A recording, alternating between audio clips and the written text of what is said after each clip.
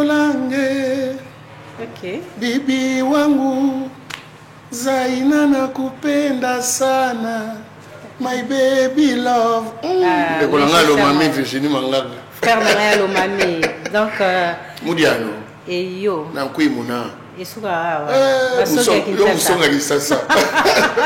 Nos frères Songé, je vous salue depuis l'Omami. Bambo Tenabino, nous avons besoin d'absolu de partout. Alors, monsieur Samuel, dans cette émission, c'est un plaisir de vous recevoir, surtout introduction Nayo au Banza Unaroyemba. Ça a toujours été comme ça avec Virginie Manganga. Je m'amuse et puis je m'éclate. Très bien. Non, mais Eza Moussala Nangat. Oyambinga étant qu'artiste chanteur. Oui. Donc, puis c'est très bien que tu passé dimanche ensemble avec les téléspectateurs. Surtout les dimanche, il y a pas. Et puis, on a profité d'ailleurs, on a souhaité pour mère, maman Bengenga, une semaine à Bible. Les putains, il y a pas que nous avons dit, ah, maman, vous avez pour un. Talara papa qui n'a tigala nayo. La pesiango, les lopé, petite sœur Benga, Thomas Vanabima, Obi qui fait sa Pâques, mère femme Mélanga, ah, n'a le sang mora au Mela. Biso ba catholique to melara. Ah ba catholique ba melara. To melara ya donc vraiment bonne fête de Pâques na ba catholique nyonso et puis na ba maman nyonso. Très bien. Likambo ya ba bande komso na ba religion ba melara ya robatam. Mais catholique, témoin de Jéhovah, en tout cas toi epengla ngo hein. Oyebi Virginie. Le venin le plus dangereux, ça ne vient pas du serpent. Le venin le plus dangereux, ça vient des sourires hypocrites. Ok. Moni bato arabozo seka. Mais ça na hypocrisie. C'est ça. Venin à mabe yango wana. Soko mela ya mela na cri moko olela bo mela. Mela na yo. Mela na yo. Nzambe ne muta ko juger biso. Soko olela ko kabalo ko ya Théo Zambota. Kaba na yo. Non, Théo Zambota a comme exagéré. Il est qui hein? Mais tozali na vendredi concert na ngai. Na beta concert na Bar Royal et pas maman Mimindaya. Après retour on a tourné na boîte moko ya ndeko moko le King. Tokuta na Théo Zambrota. Bon déjà na pesa ke ba compliment pour la taille kitoko. Tu sais beaucoup de gens ba yeba osala baninga ba complimentaire. C'est la jalousie hein. Ah, na ebité boté temps ces amants qui a bon sens. Ah, Virginie. Regarde comment tu es belle, comment tu es bien. Ma robe est jolie. Ah voilà. Très bien. Donc biso mibali, il faut te voir ça ba compliment même à na baninga na biso. Tu es Zambota moninga na Jacob. Faut mon ami la tenir c'est pas pour la tiki toko ah bon pas ça bino comme 10 bouteilles de champagne c'est nga mela raté. Parce que dans ça place à Masanga. Okende ko ça ni place à Masanga. Bon boîte ça place à Masanga. Oui kenda bien. Non, OK, nga na nga sur la boîte na kina obina. Ah OK. Mais bien sûr. Et puis je donc na bina nyonso. Ba chez maison mère na piste. Musique à Kofi Obini. Na bina nyonso. Ite na yebiso ke na bina ka nyonso. Donc être déterminé ka ba kombo. Alors Obananga ite pardon. Na yeli ba kombo ba toi. Ko zapper ngote pardon. Alors monsieur Samuel, je m'appelle comment qui so ki na bengio pona ba news na za Katanga précisément na Kolwezi. Na bi bon, on remis artiste à Kolwezi kuna te. Non, d'ailleurs, il y a un programme le 1er, le 2, Torobeta na Kolwezi, Gibson Boutoukondolo. Gibson Boutoukondolo fait na gazota na le bon dimanche à toi mon frérot. Au peut s'appeler maman bon dimanche et puis bonne fête de Pâques. Donc Gibson Boutoukondolo, Jeko Bourron Pela, Mboshi Lipasa, Mbosha Zozo vol naye, au Kitambala Moro Lubumbashi, et puis Sam Chin Torobeta le 1er, le 2 mai, na Poivre Noir, et puis il y a DG Didier Lunga. Est-ce que et puis les 3, Manda chante. Potokena Manda chante. Soyondo komo me mabatu kuna. Non, mais mabatu te. Alors. Mais ngala uti Lubumbashi Manda mutame mainga. Naki na Paris Manda bisinga papa zo avion mbango masolo ezalia. Na komi jeudi, vendredi, samedi ngana Manda toke to beti dimanche, mardi, mercredi to zongi. Musique eza showbiz Virginie.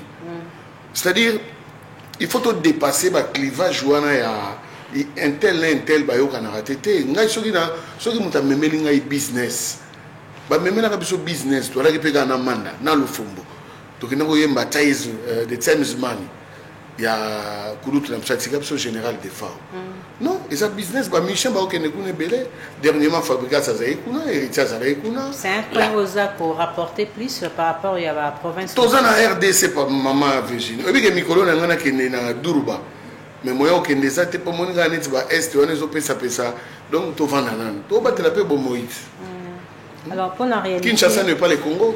Au Batoli Bomoï, c'est bien. Vous en avez Kinshasa, vous appelez parmi la province, il y a RDC.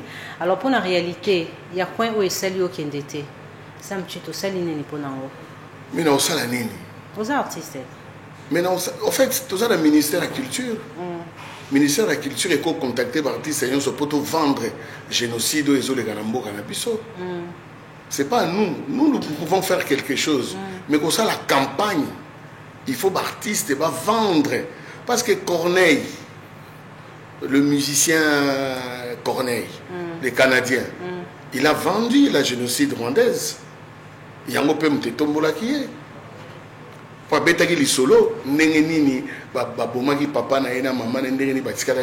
C'est ça, les artistes, beaucoup de artistes, c'est à travers notre ministère qu'on peut vendre la génocide congolaise. Très bien.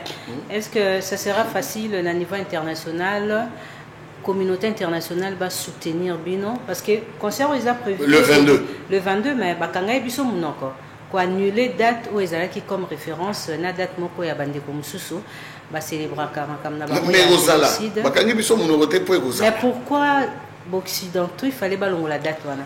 Et mais, les artistes ça qui réaction mais dans le binayo Virginie aucun débat tout autour de ça.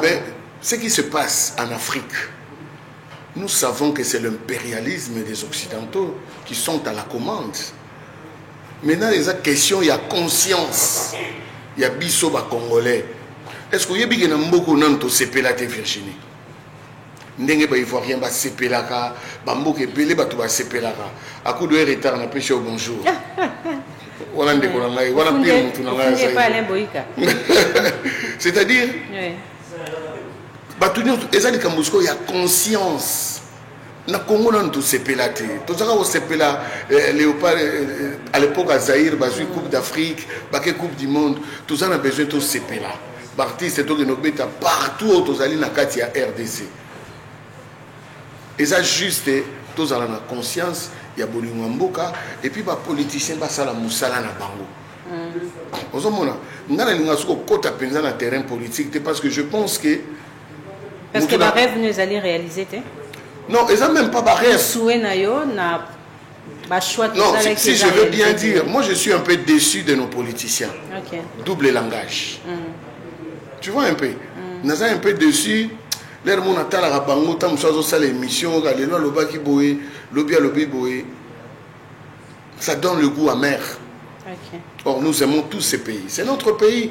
Au Yébi Gawezambo Kaba Joseph Kassavou, il y a Lumumba, il y a Maréchal Mobutu, il y a Papa Etienne Tshisekedi, il y a Moïse Tchombe, Bazara Pilelo. Bon tanga ya bananyo. Il y a Mouzé Laurent Désiré Kabila. Très bien. Est-ce que Lelo Bazara Wapi? Bazara Souté. Donc on a 2050 Congo et Gozala. Quand vous soupez plateau et Gozala, mais Gozala na forme mais bisoto Gozala te. Tu vois, bisoto Gozala te. Donc Mukoloka conscience et Gozong na ba dirigeants na biso. Quand je dis les dirigeants, tous ceux qui sont batunion so bazana kati ya politique. Sur la conscience c'est Toroleka. Quel héritage nous devons? Tu sais, l'élo na Congo, à un moment donné, je regarde, quel espoir pour nos enfants. Quel espoir pour nos enfants. Quel espoir pour nos petits-fils. Nous devons être heureux dans ces pays. Moi, je pense qu'il n'y a aucun pays au monde et c'est développant la démocratie. Même les Français, nous en France, même les Allemands. Alors, tous on a un monopartisme, c'est ça? Moi, pour moi, c'est la révolution. Parce que dans aucun pays est développé dans la démocratie. Exactement. L'Allemagne s'est développée dans la dictature à Hitler. Oui, bien. La France s'est développée dans la dictature à Nani. Comment est encore? Mais la démocratie, pour moi, la démocratie, c'est un désordre. Dans la chaîne à télévision, quand je regarde les émissions politiques, la démocratie, cela ne veut pas dire le manque de respect. Alors, crédible autour de Bakeno, à qui faire développer Congo. Congo s'est développé dans Moutoumoroté.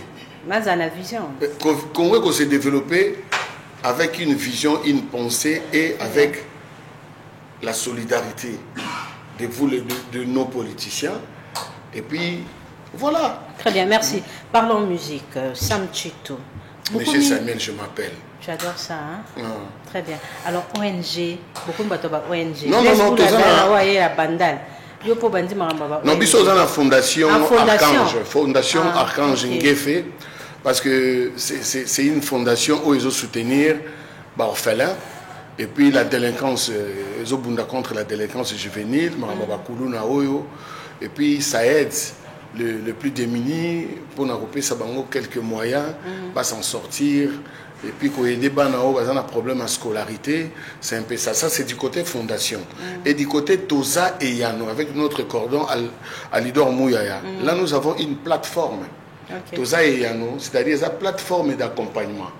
D'ailleurs, par rapport à la plateforme, Toza Nanzembomo, ça va être écrit par un ami et c'est moi qui vais interpréter. Je vais chanter avec au moins 105 ou 110 enfants. Donc, on a manabana. Parce que Toga source Yamboka dans la loi là-bas. Mais il faut aller le voir. Moyen de transport est allé. On peut organiser des déplacements. Bana balungwa bakiti le Bumbashi, baketi bamona source ango. Ndeni magamango c'est ça. Mais pas d'abord que nous monde en côté. Donc vision il y a Toza et Yano, c'est un peu ça avec Patrick Ndembo. Faire découvrir les enfants. Faire découvrir les enfants notre beau pays. Donc à Kilimani, montagne Nabiso est à côté, Nabago Mawana, Niragongo. Mais il faut aller le voir. Tu vois un peu. Il faut. Et là c'est ce qu'on déplore un peu. Très bien. Donc on a tout le monde. Il faut pas faire la babita la coltango yango. Dans la cuivre yango. Ah donc c'est pas problème de yango. Tu vois, non, c'est un peu dans ce sens-là. Pour faire que tu veux banane, mais à travers le message. Il y a une problématique, mais il y a un problème, mais c'est ça. Alors pourquoi il y a l'académie? Non, mais au Tuninga Academia. La sortie médiatique, c'est rare de parler. Mais Academia existe aujourd'hui par le nom. Academia. En fait, Academia aujourd'hui existe par le nom. Mais par l'ensemble du groupe, l'Académie n'existe plus. Parce que, orchestre, c'est la sûreté. Il y a un moment où on va concert. Est-ce que Ocha a une erreur? En fait, il y a une histoire. Attends. Académie, ce n'est pas un échec. Si. Trio Majesty, ça a combien d'années? Trio Majesty, ça a combien d'années? Karawa musique, Atina Nyoga Pamba, Bakangali, Sumoro Koto, ça a 3 mois. Il faut avoir référence à bien. Oh, mais tous autres avoir référence. Tes familles a dit ça là combien d'années? Pourquoi il y a qui est-ce que ton yoloba ou l'ongola bateau quartier là? Non, l'ongola Virginie. Tu sais, Académia. Moi je suis quelqu'un. Ça qui référence il y a un groupe. C'est là l'expliquer au Sam. Tant que je vais Sam. Expliquer bisoyona. Ngai déjà na mouton na sumara ba propos nanga. Sona lobby comme na sumara. Si c'était moi qui a induit les gens, balonga quartier latin, j'allais assumer. Mais ça y est gâté. Mais batika qui sont mononagi ça. Est-ce que nous avons qui sont? Et c'est exactement vengeance morotene ba musicien il y a flash musique à bakota. Moi je ne vis pas avec la vengeance Virginie. Moi dans ma vie si tu m'aimes, merci. Si tu me portes dans ton cœur, c'est un honneur. Si tu me détestes, c'est naturel. C'est la vie. Et puis ceux qui peuvent ngana lingaroté, mon nom normal. Ceux qui n'ont respecté oté. Qu'on vouloir ngater. Parce qu'il y a beaucoup de gens, ils ne méritent pas le respect. Le respect. Comme parapluie, il faut le langage aboué. Attends Virginie. Attends Virginie. Le respect, ça se mérite. Tu sais, il y a des gens, on leur a tout donné. Mais ils font de sorte que tous à la musique à la banque. Ils ne méritent pas le respect. Et ces gens-là, on peut pas payer ça. Yo salanin pour la banque. Trahison toujours. Pas payer ça ngani. Batungera nga immeuble. Na vie toza na lifo fifo. Ojenga ndaki na pare bike na la bengi ngate mais suis na ngati. Na bike to kuta nega mko c'est pas Virginie Manganga. Do fona kangele kanda po avec na bengi ngate non. Vous comprenez? Ndeko nanga ki na matanga akuda. D'ailleurs on a présenté ma condoléances na assista qui était mais bike na portake na motema. Il faut en vouloir nga. Non. La vie c'est comme ça. Moi je vis pour moi. Tu sais dans la vie c'est vrai, on doit s'entraider. Mais priorité, c'est ma vie. Priorité, zanga. Biso muto opona muto onane okota na motema nanga. Et puis moi, son aligné moutou, je suis sincère. Et ce qu'on y est moutou. Tenga y na moutou te. Yonde moutou ça de sorte que au bengaranga pembeni na. Je parle tant quoi y moutou. Moi qui les a nzambe Virginie, tout le monde a beaucoup la podium à Oyemba Kiti. Tu sais papa Oyemba était qui? Grand maître Francois Arinan. Tolé ka Virginie. Et on va rien à. Oyebi na tombe na mso ba okomanine. Au Virginie dans ça l'émission à antenne à Tebako Magara comme nos date de naissance, date à décès na RIP. Et puis il y a 4 jours j'étais en train de réfléchir par rapport à l'Iwa à frère Napsa Autoti Kapso qui a Florian Mangenda Chamberton. Oui. Donc enfin donc on va faire tout ça là, on va déclarer aux morts. C'est fini. C'est fini? Oui. C'est fini, c'est fini. Donc atato mi bambi na se atato sali nyonso tout ce qui est au salaka ekei. Donc yango moninga na vivara na angele. Na vivara na kenge parce que j'ai des enfants, j'ai des petits-fils comme monini sam chinto arotika. Lobi mona wero luka musala parce que j'ai un enfant, il a fini dans leur plus grande école de cinéma na France. Wow. Mukomso yana Congo a eluka kop. Son moninga il s'appelle Jaden. Il y a une photocopie là. Jaden Chintou. Son père c'était quelqu'un de... Je ne suis pas parfait. Non, parfait. J'ai mes qualités, j'ai aussi mes défauts, tout comme yo. Oui. Tu vois un peu, c'est naturel, oui. C'est comme ça, donc, tout à mais on fait tout ça, là, effort, il y a Rosalara bien. Il y a Rosala parfait. Il y a Rosala bien. Bateau baza parfait. Et puis, dans la qualité, on a cosa rarement. Et puis, rarement. Bon, une question. Oui. Au début de ta carrière, oui. La groupe Naozaki na ngona baninga na yo. Est-ce que aux arros peut visiter à JB ba Nyokalongo? Déjà JB la petit exemple na référé naé ba o bazali déjà na Kombo. Bon, JB déjà pas comme na Kombo tozala déjà. Tu comprends? C'est vraiment so na émission de wana JB Roseka. Ngana JB muta présenter bisoté. Binombaye. Donc il y a la place Moro et puis dans quelle année? 83. Donc JB déjà JB Bawera en tout cas le Wingé. Tu vois le Wingé là, le Wingé. Wingé, quand on parle de Wingé, c'est 4 fois 4 tout terrain. C'est des amis où on a mon solidarité na bango et puis on a pena batiki biso na flash. Une question, na flash. Un grand respect. Vous avez visite il y a un grand leader. Tobeta na bango visite non. Alors, les sola mirine de Bengue, qui a profit, voilà. Yo. Parce que tout à l'heure, il m'a dit le baquet, non. Mais quand tu parles de cette histoire, on a eu visite. Virginie, on a revenir là-bas. Au moins, tu vois, le dimanche. Tu es encore raté? Mais obité aya. Yo mon lobby mutumo ayate. T'es bon, au moins, j'ai eu des coups de fil. Il y a Bakulu Tunanga. Et puis il y a des amis, parce que moi, principe dans ma vie, je respecte les aînés, je respecte les amis, je respecte les jeunes frères et je respecte les enfants. Mais au parce que oui, Obi. Respect nous sur nos lobby, mais il y a une vie non du baya profit. Ngana otanga bakomba bato ate Virginie ngana rasam chintu. Tu sais ce qui muto au finga yo ayebi valeur na yo. Parce que yo Virginie mangunga so d'ailleurs c'est un conseil qui n'a pas sonné peut toi na plateau. So muta so fingo qui peut être. Mais yo ko se permettre to finga. Moi je n'insulte pas les gens. Ba tout on a ba finga parce que ba ebi ke on a sam chitu. Tu vois un peu. Ba ebi ke zanga moi nazara na problème na mutu te. Mais comme na uta lobano ezana batumsu so ba bimisa biso na vie na bango. Je dois être loin. Je ne suis pas obligé d'aimer tout le monde. Je ne suis pas obligé de respecter tout le monde. Parce que le respect, ça se mérite. Le respect, ça se mérite. Mais je n'ai pas le droit d'insulter quelqu'un. Ça, je ne le fais pas. Ndenge toi, dans le plateau, maman Tumba Anna, qui est ma mère, me regarde. Pour na benga qui n'est tant on a souhaité, bonne fête, n'a pas que n'a qu'un monsieur, bien papa n'a otala. Et je salue mes amis, Didi Kelekelo, Vicky Saïdi, Papi Nzoko, Gilles Lomboto Bolanga Lala Djende, na Lubumbashi.